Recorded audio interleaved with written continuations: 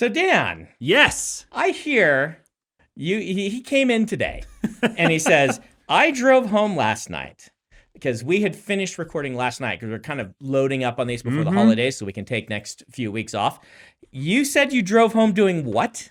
Well, I was thinking about other great works of classic literature that we could fill with Muppets. And because that feels like something we did not give enough time to. Yes. I legitimately thought of one of my own. Really? The worst I could possibly think of. Okay, I also thought of we'll the have worst the same one. we could possibly. Do you want to go first or second? I'll go first. Okay. Mm-hmm. Of Mice and Men. Oh, who's the human? We get Christian Bale as George. Okay. Lenny is Sweetums. That's actually perfect, okay, right? Okay. And because he accidentally crushes Bean the Bunny to death. Uh-huh. And then at some point, spoilers for Of Mice and Men. Accidentally murders Prairie Dawn. Yep. And then Christian Bale has to shoot him in the back of the head like a horse. Isn't it? I mean, Sweetums is such a great casting for that, but isn't it funnier if it's someone else? If it's Pepe the Prawn? Yes. No, everyone, there's not a person that has watched The Muppets who hasn't wanted to murder Pepe at one point. Yeah. So, I wish I could do a good Pepe voice. Yes. So I could say, tell me about the rabbits, George. Yes. But. All right, do you want to know mine? Yes, I do. The New Testament. Please tell me that the one human is Judas. I was going to do the one human as Jesus. Oh, okay. Right? Your version isn't as dark as mine. It makes it more sacrilegious. More sacrilegious. Yes, if the human is Jesus, I think. Oh, yeah. Yeah. Mm-hmm. Yeah. Okay, so let's... Do we want to cast the apostles? Because I desperately want to cast. Okay, go ahead. Apostles. We're past the holidays, so it's no longer as blasphemous. Well, it's less. I think it's less blasphemous, more sacrilegious, and less blasphemous. Okay, that's true. That's true. Yeah, Jesus is the human. Yes. Oh boy. Yeah. Is it like? Are we doing the whole life story? I don't know. Because that immediately implies Kermit and Piggy as Mary and Joseph. And I thought we were going to hell last time. This is so much worse. Animal Legion. Yeah. Okay. Yeah. That makes sense. That works pretty well, doesn't it? Mm-hmm. Boy, everyone in the room is staring at us. They're very upset. You said you had the worst piece of literature possible. And I believe I have beaten you. You've beaten me. I do believe I have beaten you. Peter the Apostle as Gonzo is just, My version would make everyone sad. Mm-hmm. Your version will make everyone hate us. Yeah. Mm-hmm. So, it's just maybe part of me really just wants to fill out most of the core apostles with Dr. Teeth and the Electric Mayhem. Right? As the apostles. Yeah. Okay. Because I think that would be great. Which is a thematic disconnect with Animal being Legion, but... Well, there you are. We've potentially come up with. Now, I mean, there could be worse. Okay. Night, Elie Wiesel. Is that worse? Oh, man. Boy.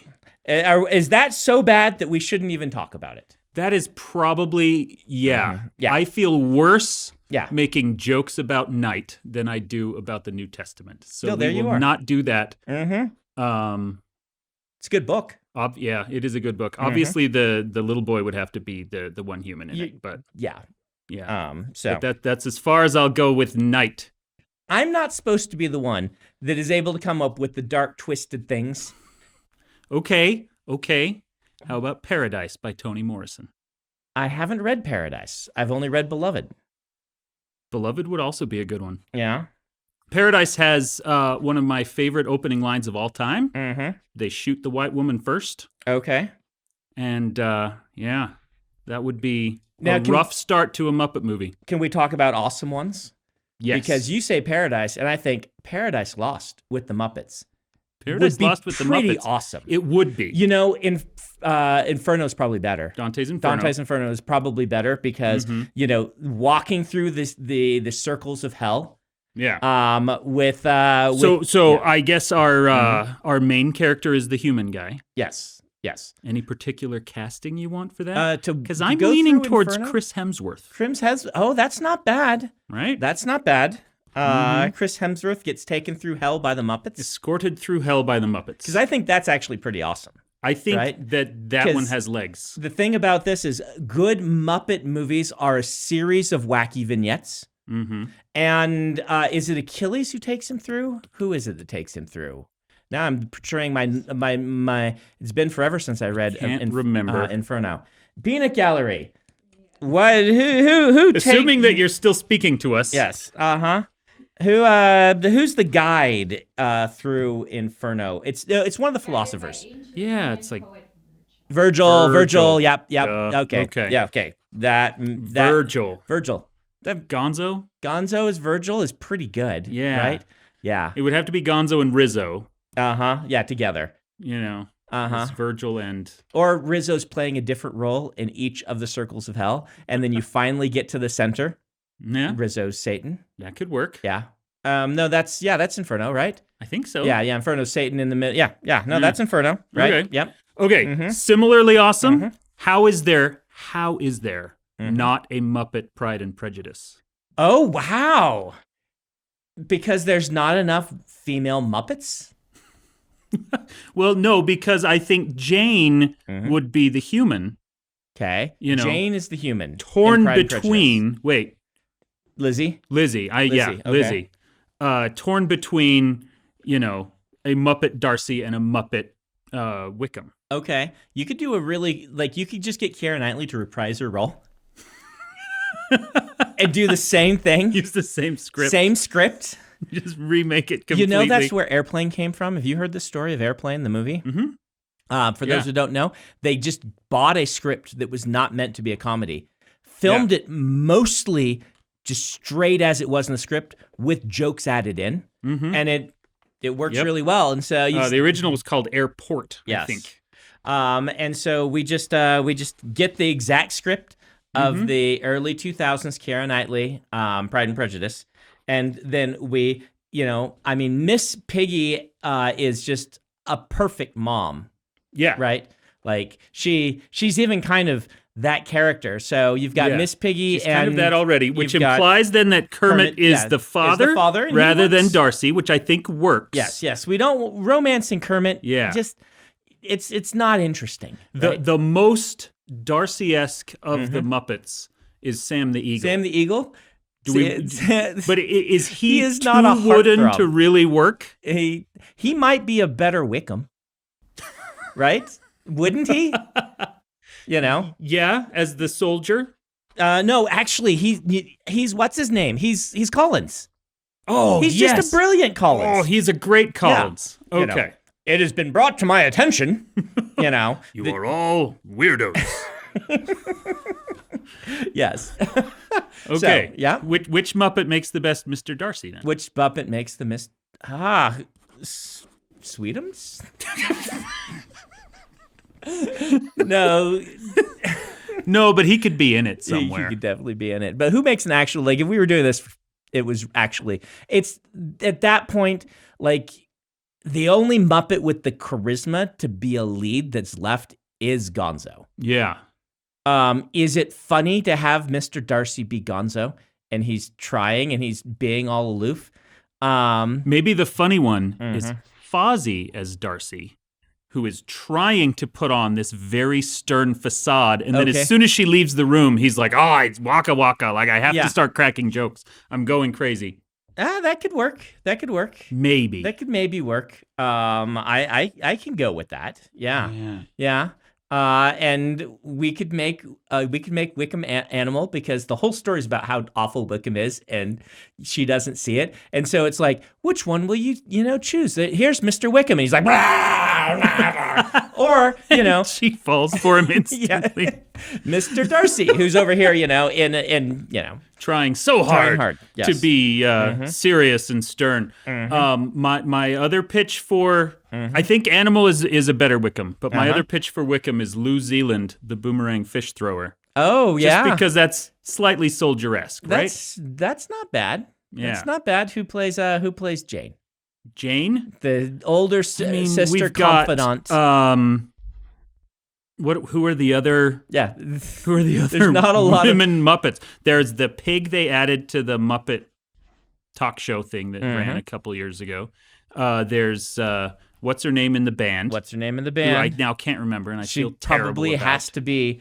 She's like the only other. If you say female Muppet, that's the only other one anyone can other name. one. There's Skeeter. Janice is the one in the band. Skeeter Oh. from Muppet Babies. Skeeter from Muppet That's Babies. how few Yeah. famous women Muppets there are. She is. They had to make one up to do Muppet Babies. Yeah. Wow. She would be really good as which is the one that can't play the piano very well, or who does the cobra dance in the what's with the awkward sister? The youngest sister. Not the youngest. Oh, is she the youngest? Yeah, the youngest. I think she's the youngest. Not the one who runs off with Wickham. Yeah. Not Kitty, but the other one. Mary. Mary Bennett. Yeah. So, is it funnier if is it funnier if Gonzo is Kitty? Is Kitty in a wig? Uh-huh. We do our Muppet drag version Yeah. of Pride and Prejudice. Actually, yes, it probably is. Or he's just a dude and we make, Wickham bi, and it's just like, Yeah, that could also work. Yeah. Yeah. Would Rolf be a better Darcy? Rolf might be, but Rolf has too sincere, right? I don't know. Darcy, you kind of have to hate at the start, and I cannot hate Rolf. Okay. Nothing could make me hate Rolf. So here's my final left field pitch for this. Okay. If we want to embrace the true weirdness, Uh-huh. Darcy is the Swedish chef. We're trying to make this one actually legit, right? Well, we were. We were until the Swedish Until chef. I imagined him kind of with his nose in the air, looking away from her, going. All right. Okay. Stormlight Archive. Stormlight Archive.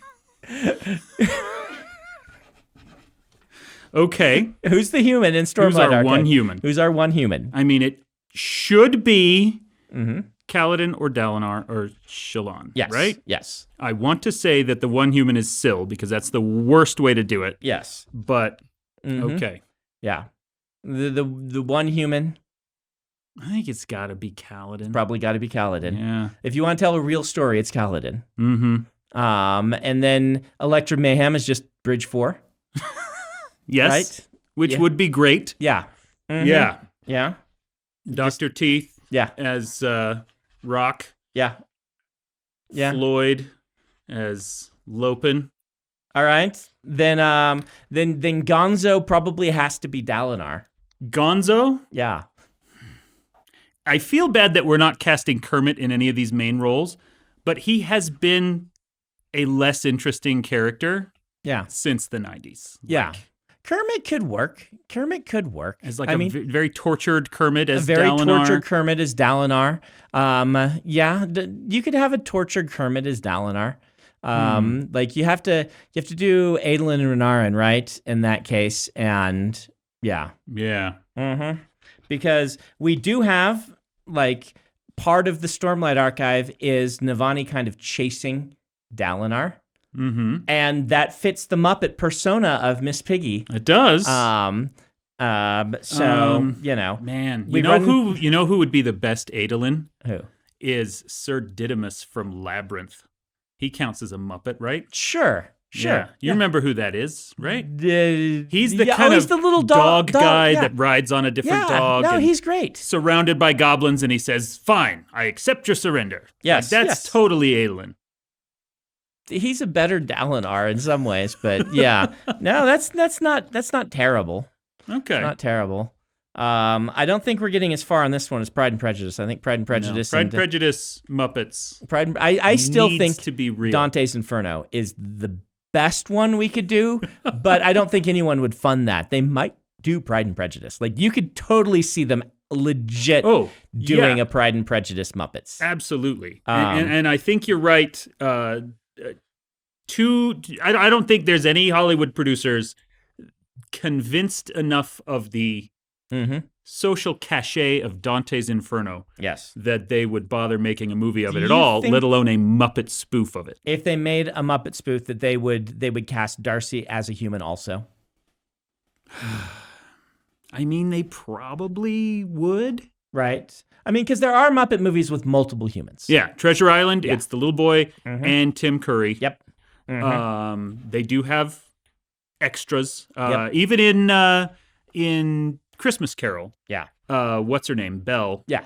The love interest was a human. Yep. And so they could just straight up cast a human if they were going to make it for real. Mm-hmm. They probably do that, or they might create a new Muppet that's like, not a weirdo. Use the boring one from the new movies. Grown up, boring one. Yeah. He's too little. But I guess he represents an adult Muppet because his brother is an adult. So, yeah, I suppose it just, it does destroy some of the inherent amusement for me. But we do still have the kind of love triangle where Lizzie is going after the Muppet instead of the human. Yeah, instead of the human. Yeah. We do have that bright moment in the middle of it. Now that we're, 20 minutes into our podcast, do you want to do a food heist? I do want to do a food heist, but before we do that, I want to get back to something you mentioned earlier, the idea of just reusing a script. Okay. Yeah. Because that is something people complain about movie remakes all the time. But in theater, that's just how it's done. Yes. Right? No one ever says, "Oh, they're doing Hamlet again." Yeah. Grow some I'm sure imagination. Has I mean, people who hate Hamlet are upset about Hamlet, but people who love theater, they're excited to see a new interpretation of the words and ideas that they've already know and love. Yeah. And so I have long thought that it would be amazing to take like old 80s TV shows. Take Knight Rider. Knight Riders. Word for word. Brand new thing. I'm not with Muppets. You could do Knight Rider with Muppets and I would pay you $1 million. Is Knight Rider with Muppets better or Airwolf with Muppets? Oh, man. MacGyver with Muppets better than both of them, isn't it?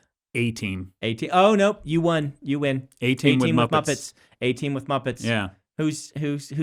Who's who? A-Team with Muppets. Old A-Team scripts. Okay. Clearly Murdoch is Gonzo. That is a gimme. Okay. Oh boy. And he's got rats, He talks to rats. Maybe no one else in the show could see Rizzo. Yeah. That might be a good way to do it. That would make sense. Because isn't he always talking to leprechauns? I think so. Maybe, or he sees like gremlins on the wings of his plane. I actually think Kermit would be a really good Hannibal. Yeah. Yeah, he actually legit would. I mean, Hannibal does have a little bit of scenery chewing to him, but he also is more of a non-weirdo. Face is also kind of not a weirdo, but But yeah. So who's Face? Who's the handsome one? Handsome one. Handsome. You haven't cast Mr. T yet. I haven't cast Mr. T because I don't know who would make the best Mr. T. I mean, Mr. T could just be in it as the human. As the human? Yeah. That's the best way to do it. Yeah. He's our one human. He's our human. B.A. Baracus. Yeah. Mr. T as himself. You cannot replace Mr. T. That makes sense. Yeah. Or maybe a Muppet Mr. T voiced by Mr. T. No, I say just the Mr. T. Okay. Face then feels like it's got to be Fozzie. Okay. Right? Yeah, Fozzie's a good cast on that. He'd be a good Face. Yeah, he'd work. He'd work real well. Yeah. Yeah, okay. Muppet aside, yes. Wouldn't you love to just see some old 80s action TV show remade, redone word for word, played straight, better special effects. Better special effects, new director, new cast, same script. Yes, but it's the sort of thing that would only exist in our bizarre universe where people throw money at things that don't make any sense, right? So the same universe where someone would fund a Muppet Dante's Inferno. Yes. Is the one where someone would fund a word-for-word remake of a Knight Rider. Yeah. When they give us our own streaming service. Yep, right? Because people are just going to do this. Yeah, when they it's watch, just they watch gonna happen. They're going to be like, wow, they come up with really good ideas. They're like, all right, what's your slate? What goes in between the Great British Fake Off and, Food Heist Unsolved Mysteries? CSI right? Food. CSI Food. CSI Food and what goes in there? And we'd be like, all right, Muppet. We've got a whole thing for you here. Buy us the Muppets. It's only a little cost, right? I'm sure can't. Yeah. Disney will let that go. They buy us the Muppets. Yeah. And we got a whole slate here. We're gonna put that in, and then we also need all of the scripts for Knight Rider, so we can pick our favorites. Which, frankly, they can't be that expensive. They're just collecting dust right now. No one's using the original scripts for Knight Rider. For anything. So this feels like a slam dunk. I'm sure that you can hear the phones ringing now. It's a slam dunk tax write-off. There's not a better tax write-off that you could come up with than... Did you just producers us? Yeah, you just producers. Someone's going to sell 4,000% of this streaming service, then tank so when they never have to pay back the investors? I bet we could make more money than Quibi did. Challenge accepted. Challenge accepted. Did I tell you? Have I ever told the story how I met Jeffrey Katzenberg? No. Oh, wait, yes. This was the one where you had like 15 seconds in a hallway, right? In a hallway, Jeffrey Katzenberg. We talked about that on the podcast, that it was scheduled for 15 seconds as he was walking between meetings. So, and he was the Quibi guy. It's interesting. Like, I respect him trying to do this different thing. But it was really interesting being in Hollywood when Quibi was happening because every producer or person I met with was like, do you have any ideas that could be done in 7 minutes? I'm like, what? And it happened like 4 times in a row. And I'm like, each time I'm like, all right, is this because the first time I'm like, what? And they're like, there is so much money being spent on this thing called Quibi. We have to produce something for it. I have a perfect Quibi show. Story that can be told in 7 minutes. The cold open of a CSI series, and they never make the rest of the episode. It is just every week a new person is brutally murdered, and then no one ever solves the crime. You are so good at losing money. Why did I hire you? Don't worry. These are the great ideas I'm bringing to Dragonsteel. This is so on our station when they give it to us, right? This is going to be like instead of station identification, if you just push play, because they don't do that. We should have one where you just watch our slate. Right? Yeah. Like imitating the old sort of thing where it's like, we just want to watch what you have for us today. And, this is our TGIF. Let's put it on. And you'll get one of those in between each of the other episodes. You just check in and someone gets murdered. And then there's nobody who solves the crime. Yeah, and then you watch like the opening credits to fill out the rest of the 7 minutes. You have the credits as well. CSI New Orleans or whatever, made up thing we're going to do. This is such a bad idea. And then it never happens. I'm supposed to have the bad ideas. This is such a bad idea. That's a great idea. This is such a horror idea. The murder without having to do any of the actual fun, interesting things to the rest of us. You just do the fun part for you. Yeah. Which is murder someone in effigy. I'm glad that you backed off of the word fun because I'm like, this is the fun That part. is the fun. The rest of us have fun watching the characters we care about catch the bad guy. You don't want that stuff. No. Nah. Well, you didn't need that stuff. This is just ripped from the headlines. Dude runs down a hallway. He's carrying a key. Chased by something. He turns around. He says, "You," and then another person kills him from behind that is not the you. Yeah. And then the key falls down and they don't take it. They take something else. And then cut. Yeah. Yeah. There we go. And then, And then credits. Credits roll. Credits for 5 minutes. Yeah. Credits. It's about 2 minutes of opening credits. And you get to see the whole cast. But also the end credits. You got to run who made this thing. But you get to see, like, the opening credits, 80s style, where they turn and they smile and their name pops up on the screen. And it'd be all huge stars. Liam Neeson, Sandra Bullock. I'm not going to ask if you've seen it because Ruth Bader Ginsburg. I'm sure you have because this is the sort of weird thing that you love. So what was your reaction the first time you saw Too Many Cooks?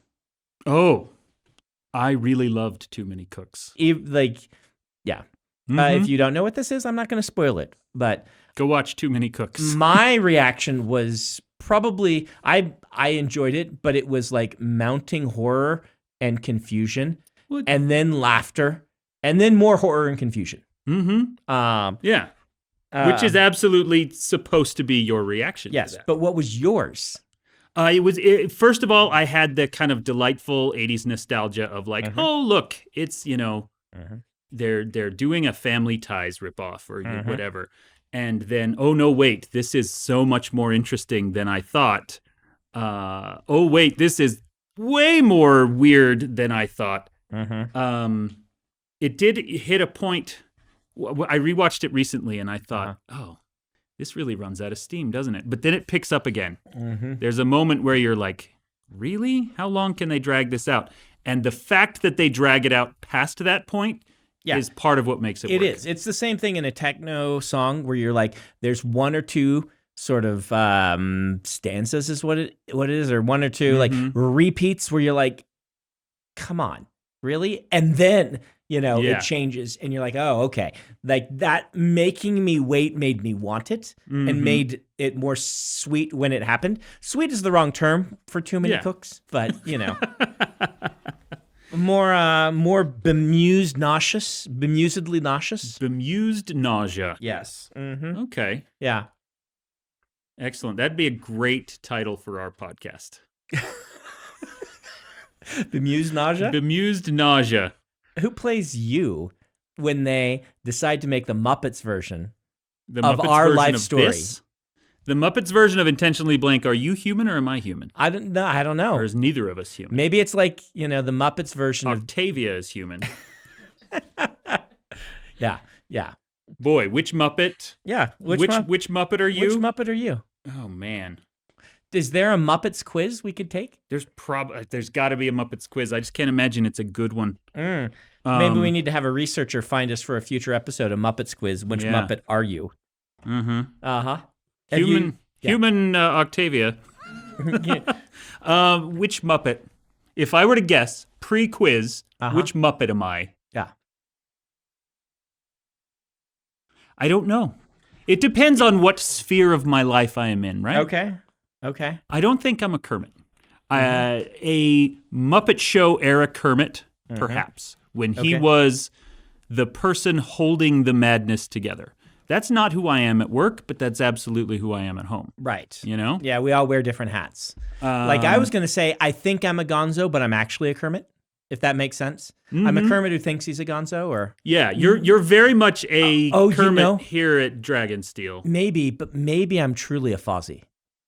Because Fozzie's all about the reveal. His reveals aren't funny. That's the joke. But he is the performer. And I do like the reveal. Okay. Maybe I want to recast Stormlight, because now that you mention it, Fozzie is the perfect Hoyd. Oh, yeah. The perfect wit. My goodness. I don't know. I think maybe I'm a Rolf. Oh, yeah. You're a good Rolf. You're a Rolf who writes stories about murdering people. Yeah. But, I mean, let's be honest, you are also in a bishopric. You are the most respectable person in this building right now. By kind of, theological designation. Okay. Respectable or venerable? Either one. Yeah, okay. I think that still works with Rolf really well. Yeah, it does. That's why I said Rolf, right? Yeah. Rolf was, I'm sure I'm repeating a fact everybody knows, but Rolf was Jim Henson's favorite. Yeah, well. He was the first one on TV, too. Was he? Oh, was he? Yeah. Oh, the first of the Muppets. But the first of the Muppets. But the first Muppet was the dancing M, right? Or something like that. The first one on TV, he had a bit part in a show. It was some person who you're going to be surprised, and I can't remember who it was, had their own TV show. And I can't remember who it was, but it was somebody unexpectedly strange. And Rolf was like a segment on it. And he would come out and they'd sing a song together. If you want the actual because I think there was one before that was like it in commercials and things. Pile? But if you want to know all of this, it's been a while since I watched it, but there's a YouTube channel that did a really great retrospective on Jim Henson's life. Mm-hmm. And it's actually called Defunctland, which is normally they do reviews. Normally a Disney thing. Disney things. Which and I whatnot. guess Disney's been Yeah. had the Muppets since 90 whatever. In my opinion, because I'm not a Disney rides person, they often talk about rides that used to exist and things like that, which I'm not really that interested in. But for my money, the best thing they've ever made is the Jim Henson retrospective. It is great. Really well researched, really well made. Love anything classic Muppets. Yep. I do know that the first real attempt at a Muppets on TV after, the Rolf thing was on Saturday Night Live. They had a weird little recurring segment that ran once or twice, and everyone hated it, but it proved to Henson and it proved to at least one executive that they could do a TV show, and that's where the Muppet Show came from. Okay. Yeah. Yeah, it's just a biography of Jim Henson done through the lens of his work. So Okay. go watch that, folks. That's really good. Yeah. So, our final thing we need to decide then, which Muppet is Ben? Oh, he's the fish guy. New Zealand? He's absolutely the boomerang fish thrower? Yeah. Isn't he? He doesn't strike me as especially New Zealand-esque. Because he made us stand on the stage and do things like he... Isn't he the Sam the Eagle? The You Are All Weirdos guy? So he's like that's someone who else. He presents That's who he himself presents when he's around us. So maybe, but I think he's the weird friend to everyone else who knows him. Right? Yeah. Don't you think? I think he probably... Now, maybe he's like a totally normal person in the rest of his life. Maybe he is. I don't know. We'll have to ask Kathy because she knew him in a different sphere before. Maybe he's Scooter or whatever his name is, right? What's his name? Scooter is eager to help. Yeah. Is Ben eager to help? He comes to writing group and hasn't written anything forever. Well, that's true. And he is he's a little fastidious, right? Yeah. And things like that. He was willing to eat hot sauce. But that's true. Yeah. Mm-hmm. He's like a pessimistic version of Scooter, I think. Okay, so he's like Eeyore? A little more.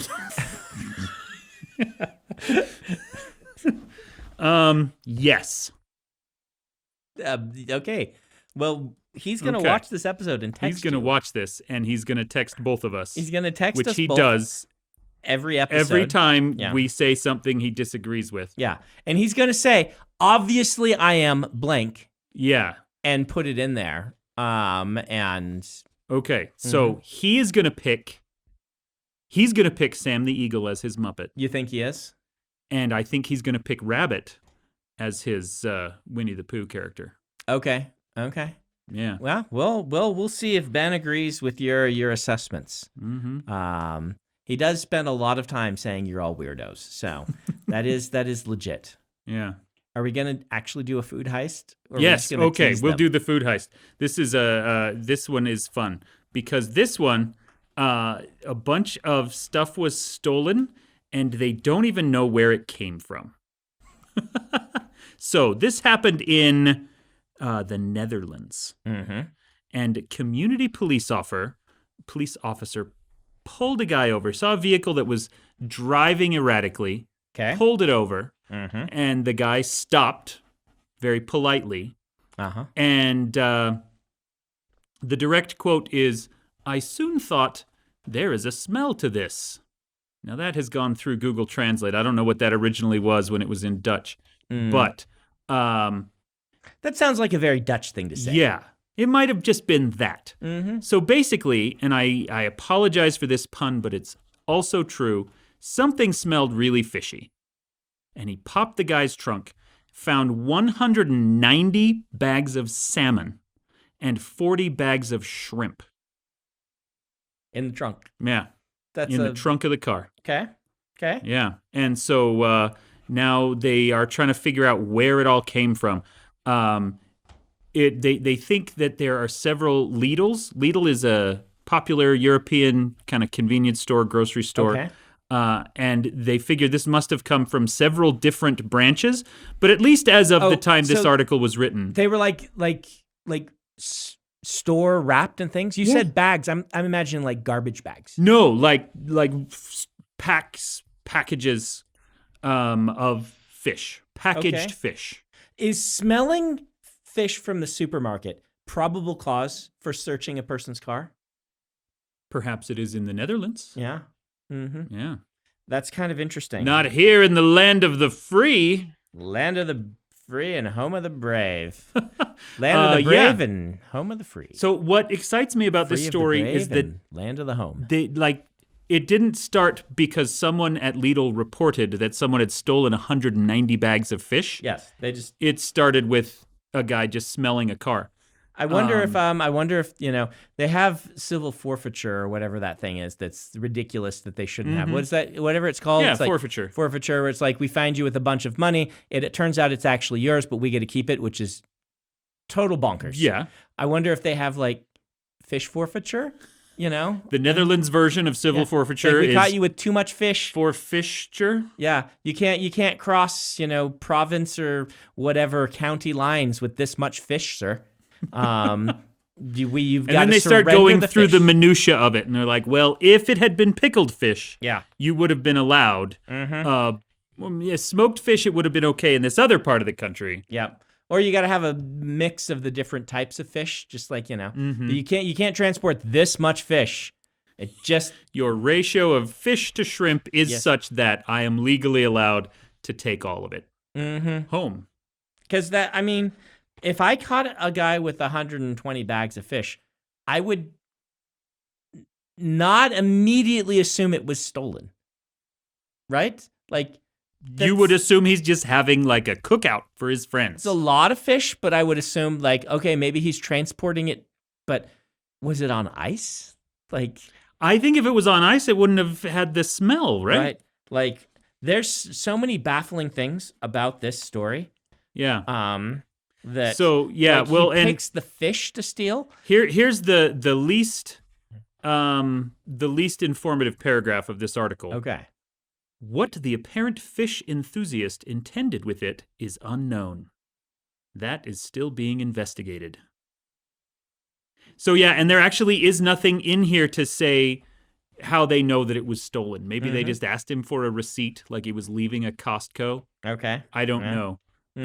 It's not the most detailed article, but somebody stole 190 bags of fish, 40 bags of shrimp.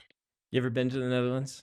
I've been through Amsterdam. Okay. That's Netherlands. I've been through Amsterdam's airport several times. I've never actually left the airport, and I know that doesn't count for some people, but I still count Netherlands as one of the countries I visited. For me, when I went through the airport, and then because of air traffic controller strikes in France, I ended up with a 10-hour layover. And so I left the airport and saw Amsterdam and then went back to the airport. Okay. Does that totally count? Counts. Okay. That absolutely counts. One of my favorite experiences ever, because I just tweeted, I'm stuck in Amsterdam in the airport. It's 10 hours. Are there any fans out there who want to hang out? And this is early 2010s, maybe late 2000s. So I'm not as prominent as I was then. And I still had like 12 people show up and show me around. It's awesome. There's a really great English language bookstore. We went and got, some Dutch food.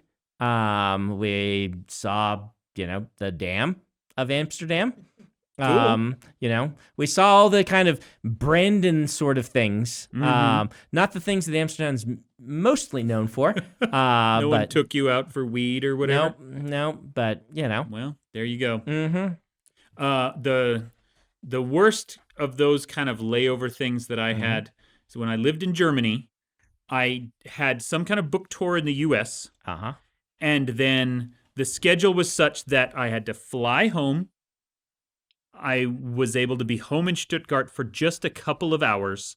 And then I had to get on another plane and fly to Lisbon for a book fair in Portugal.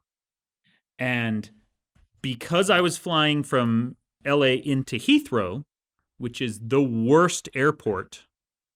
Heathrow is not the worst airport. Heathrow, no, Dallas Fort Worth is the worst airport. But Heathrow, I have had more delays at Heathrow than at any other airport. I still think Dulles is the worst. That's Chicago, right? No, it's Where DC. Oh, DC. Yeah. I've only flown in there once. Okay. And it was the middle of the night, and it actually was fine. Okay. I know a lot of people You didn't complain have to about transfer, though. Transferring is where it gets rough. Dulles, yeah. No. Anyway. I hate Heathrow anyway. Okay. So the point of this story is we got into Heathrow so late that my flight to Stuttgart had already left. And because these were actually two separate travels, they couldn't get me to just send me to Portugal. They couldn't get me a different plane that would get me anywhere. The one way that they were able to get me home to Stuttgart in time to catch my plane to Lisbon. Please tell me it's back of a bus with John Candy. No, that would have been amazing. While he played accordion for me. No, it was they flew me to Paris and put me in a hotel there overnight. And then in the morning, Paris to Stuttgart, and then Stuttgart to Portugal. We should do an entire episode on travel and, mishaps and touring. Okay. But we actually talked this whole time without getting to our topic. We had a topic? Yeah, we talked about it before. Oh, okay. Don't I don't worry. remember what it was. So because we're at 43 minutes. So how's that, Ben?